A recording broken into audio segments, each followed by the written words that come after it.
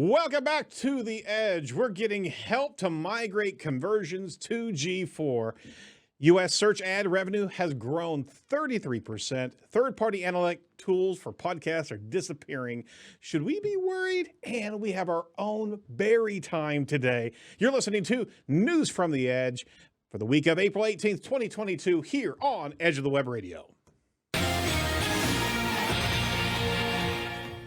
From the Edge of the Web studios, here's what we're looking at this week. This is Edge of the Web Radio. I'm your host, Aaron Sparks with Site Strategics, a digital marketing firm based here in Indianapolis, Indiana. We're covering SEO and digital marketing news of the week, separate from our interview series that we drop each and every week. To get more news to you as quickly as possible, be sure to check out everything over at edgeofthewebradio.com. That's edgeofthewebradio.com. This is the Site Strategics digital marketing news desk of Edge of the Web. See, Morty, that's how easy it's done there, sir. We're proud to have Site Strategics as the title sponsor of the show. Our digital marketing team is excellent at results-based agile marketing that actually works. So give us a shout at 877-SEO for web or 877-736-4932. Joining me this week to share his take on the news is not Morty, but the Barry Schwartz, self-proclaimed SEO janitor, CEO of Rusty Brick, and editor of Search Engine Roundtable. Barry, how are you doing today? I'm doing well. Thanks for having me. You're more than welcome. I'm so glad to have you be on the show with you. You've been on this show without me a couple times here, and I felt alone here. We haven't talked, I don't think, in probably 6 years. Been a while, yeah. I mean, your intros are a lot better. Everything's much more polished. So good job on the show. Thank Keep it you. all up. Appreciate it. We're zeroing in on 500 episodes. I still don't think that equates to over 30,000 articles, but I appreciate it. Thank you very much for being part of it as well. No, my pleasure. Thanks for having me. And thanks for always, citing my stuff. I appreciate it. I like all those links that don't actually link. Appreciate it. Okay.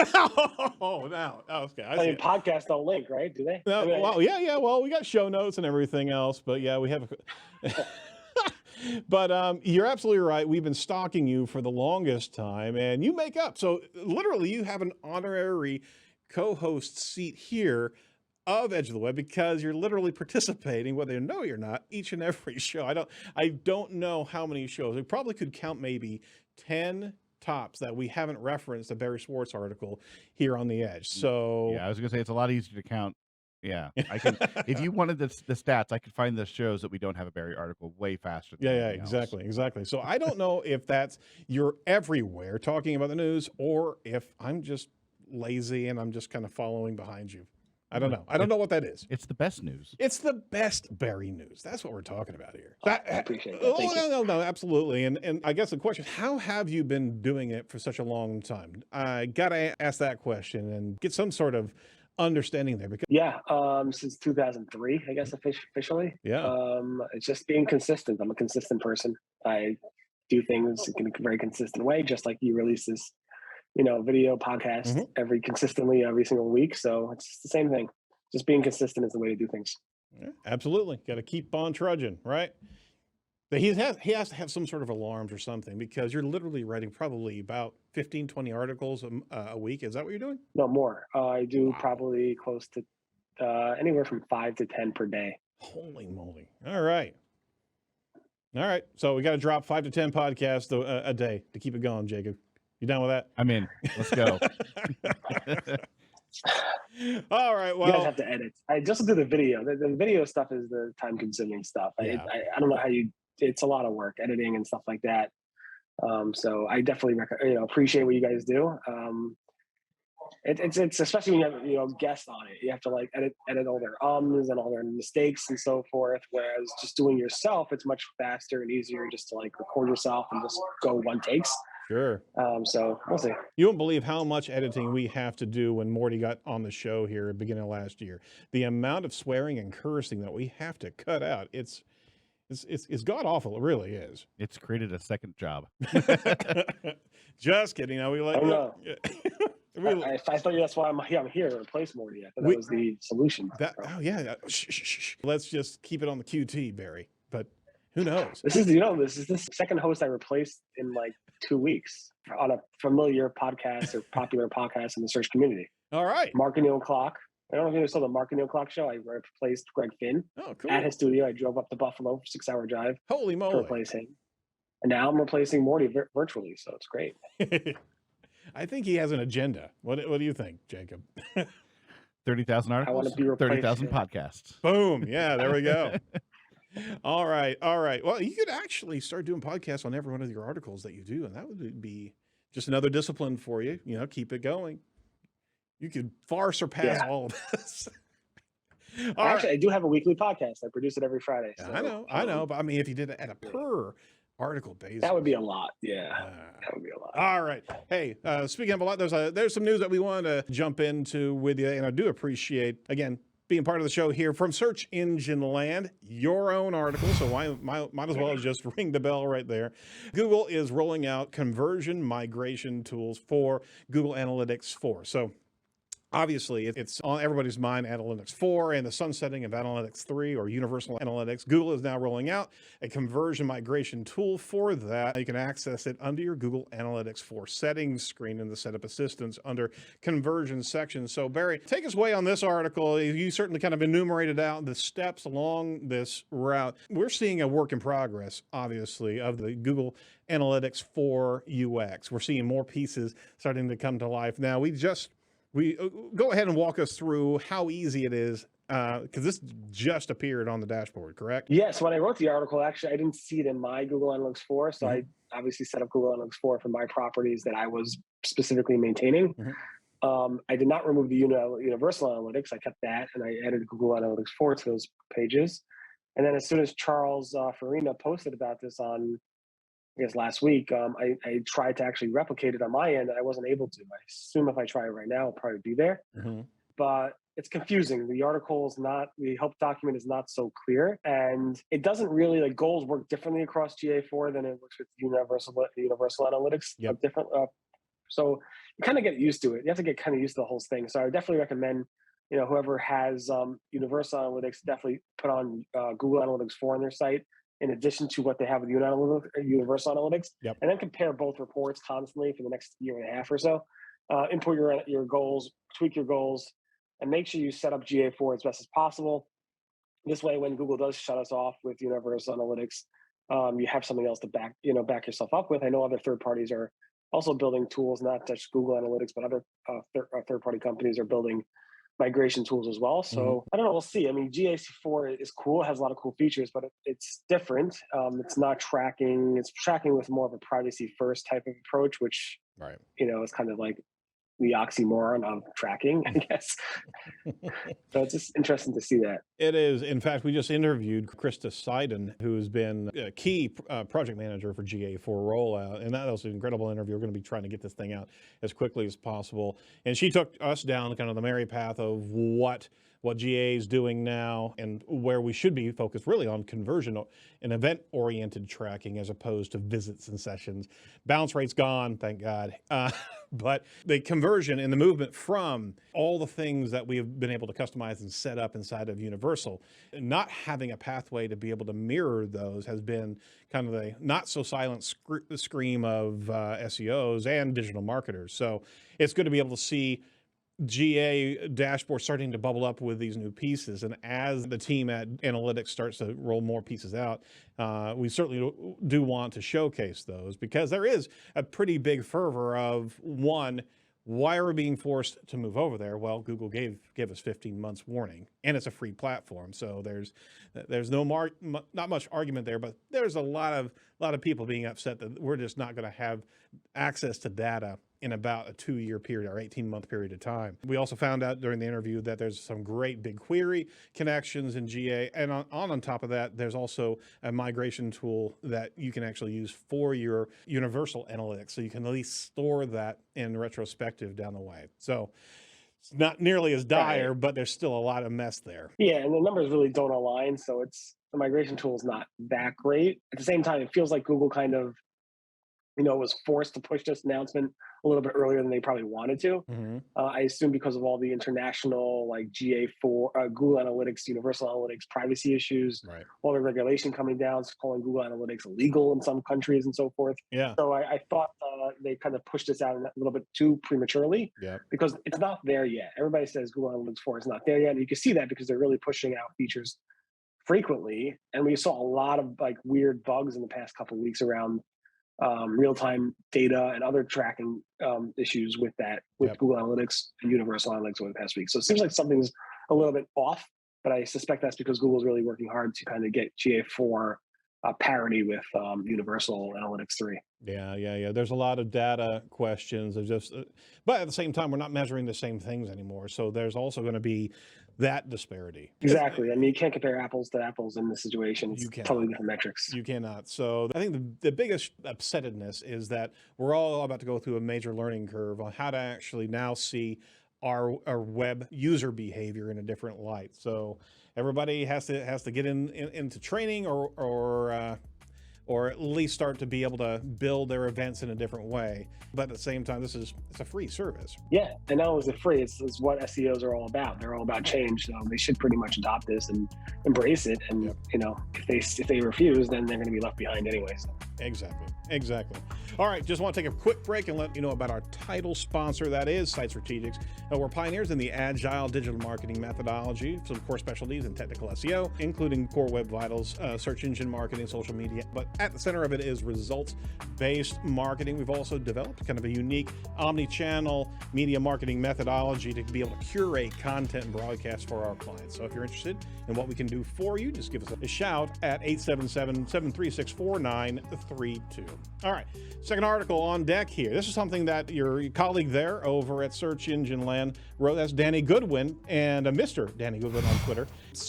U.S. search ad revenue grew 33% to $78 billion last year. Search advertising revenue continues to grow, as he says. In 2021, according to the IAB, search accounted for $78.3 billion of all U.S. digital advertising revenue, which came in at a whopping, get this, $189 billion. What an incredible growth. Now, we certainly have, accelerators of pandemic, right?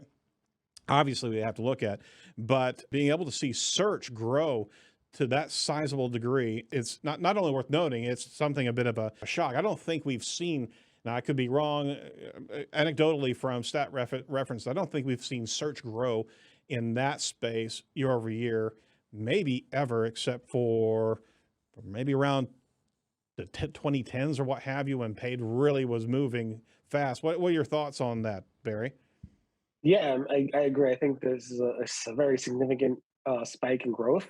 What's very, very interesting also is that of all digital ad revenue in 2021, paid search was like at 42% of that, which is huge. It's really kind of like says, hey, paid search is legit. It used to be like in the old days, like paid search was a small sliver of that digital spend, and now it's massive, and it's nice to see that. And mobile, I think of that spend was like 54 billion, and desktop was like 23 billion, but both spaces were up significantly from 2020. So it's really great to see that we're kind of on the rebound here. I know early on when the pandemic hit, Google was like cutting back their earning estimates in terms of ad dollars and so forth. So it's nice to see that things really, even though they did very well in 2020, and that 2021 really was a really big year for paid search. I think everybody got their stuff together, so to speak, and figured out that digital had to be embraced midway through 2020. Everybody was trying to figure out their strategy, and then he went full into digital ad spend. But uniquely in this article, one of the larger growing factors was digital video. That actually experienced the most advertising growth since 2020 with a 51% increase. Now, think about that. Everybody was staying at home in one way, shape, or form, and then they cooked up a good deal of display video marketing strategies, right? So there was a sizable investment in video content.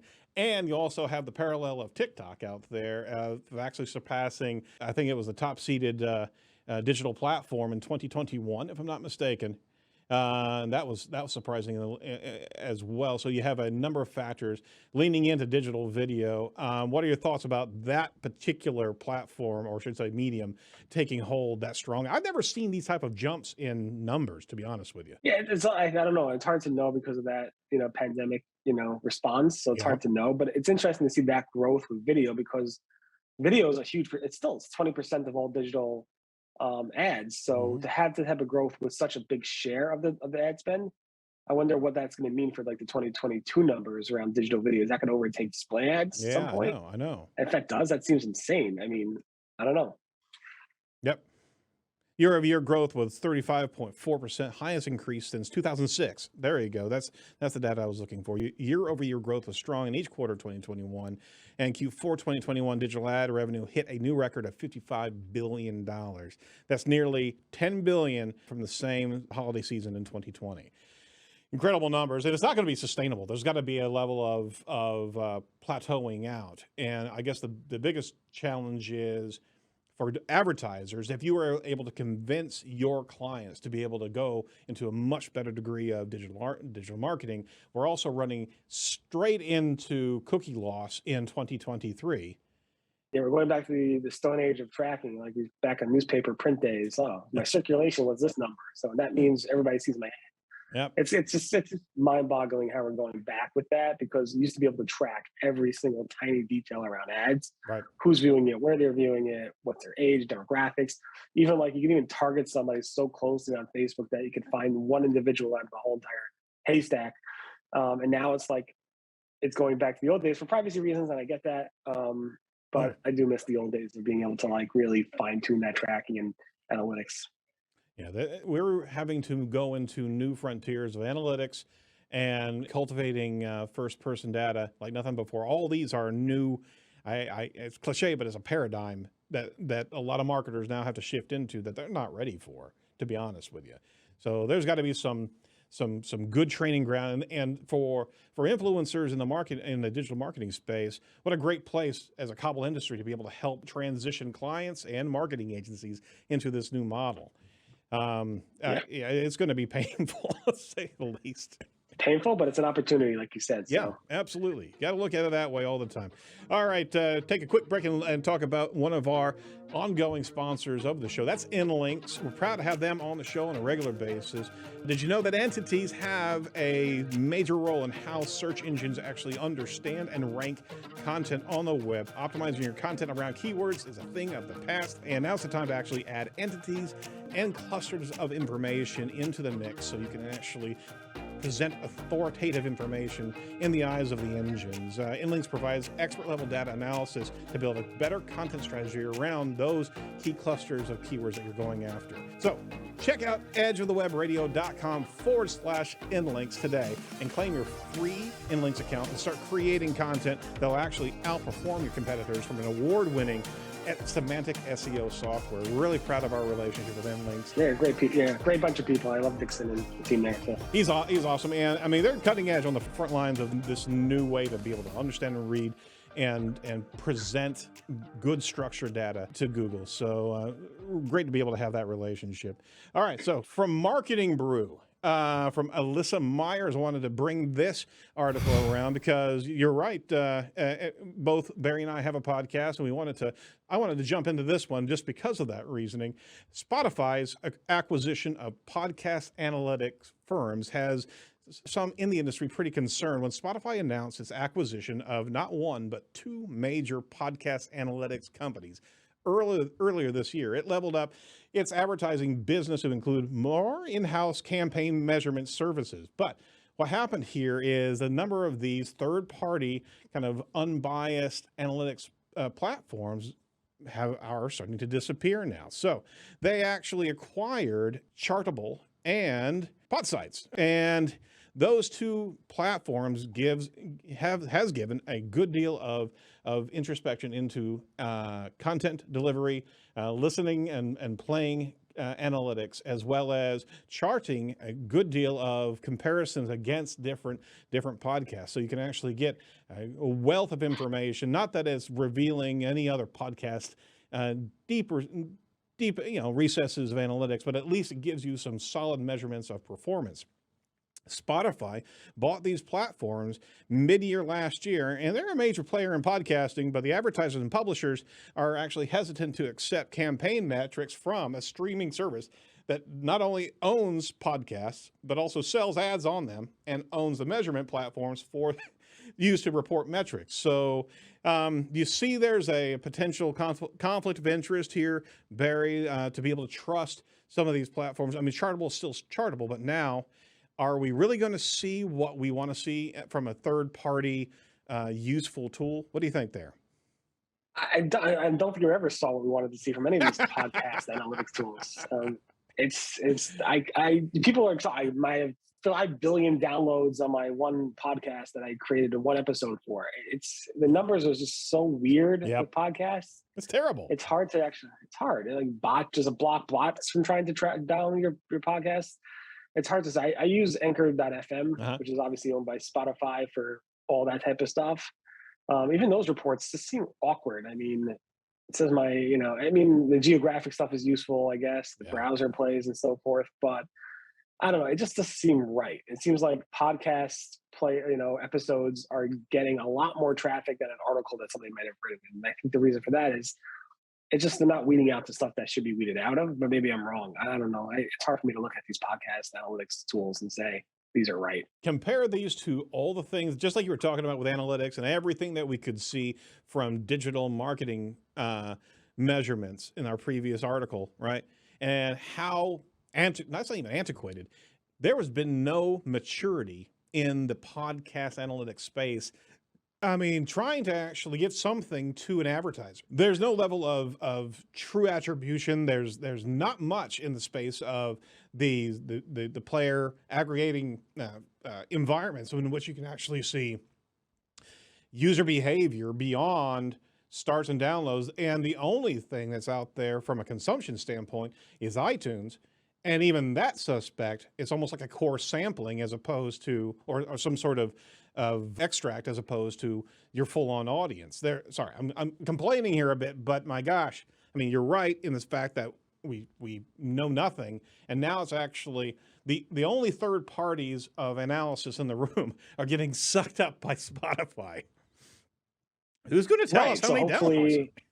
Yeah, hopefully Spotify. I mean, the problem is Spotify is never going to be able to get the data properly from iTunes or from Apple, from Google, from those players. There's so many different podcast players that are, so widely used that it's going to be hard for these to be one centralized, unique, and basically a system that really calculates things across the same networks properly. And hopefully there'll be some standardization over the time and some type of thing that people could use, but it's not as easy when it comes to web. Of course, you have your thing on YouTube, you have your thing on Apple, you have your thing on Google, you have your thing on Spotify, you have your thing, you name it. There's so many different players out there. Right. It's almost impossible to get all the metrics in one place. But you said it explicitly right there, standardization. And we were getting an inkling of some sort of standardization. I don't know if you checked out Chartable, but it had a level of performance metrics, especially the charting across all the different geos, that you could start to actually have some sort of reliance on, not from a download standpoint or internal behavior, but at least a contextual knowledge of where this podcast is standing. And, we don't even have time for that standardization before a company is sucking that tool in. So I think we're always going to be blind. And it's really tough to be able to sell a podcast whenever you can't show that advertiser the metrics that they really want to know. How long did they actually play that podcast? Yeah, these things are now actually going to be moving into the bigger players. So they know, at least the bigger players knew that this is the game.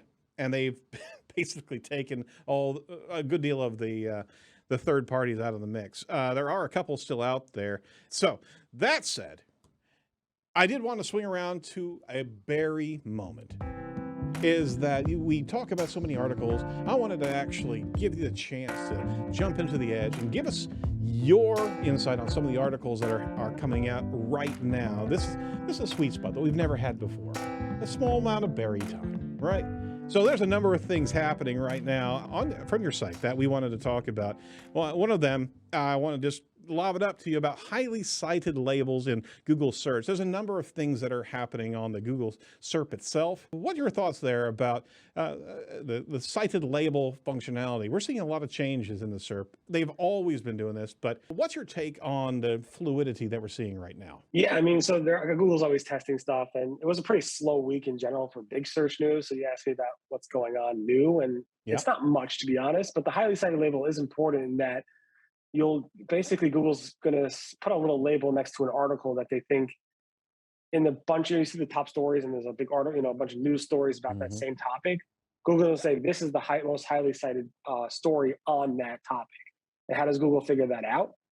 Basically links. How does Google figure anything out? So it's interesting to see Google test these things, because obviously if I have a label that says this is highly cited, more people will probably click on that. And as publishers, you're probably asking, how do I get that link? And it's basically people have to link to you. How do I get that label so people can click on me more? And that's obviously rolling. It's actually fully live right now, I believe, in the US mobile English search results on your mobile phone. And you only see it for articles that kind of meet that place where you actually see highly cited links. And then Google's tried testing another thing, which is a trusted store badge, which they actually announced, I think a couple of weeks ago, when Google Shopping announced that they're going to have this trusted store feature for sites that do very, very well on the shopping experience scorecard, which was pretty interesting. The whole scorecard thing was basically saying you tell Google how well you're doing in terms of customer service for your customers, how fast they're getting their products, how easy the returns are. You're supposed to then Google that data back. And if you do well, based on the data that you're sending Google's going to give you this trusted store badge that goes in your shopping results, which again, help increase your click-through rate and all that other stuff. So it's interesting that Google's test has actually launched that, and it's using those metrics that you send them to validate that. Google said, we asked Google, what are you going to do if we fake that information? And Google's like, well, we have methods to actually go ahead and validate that. What methods? We don't know.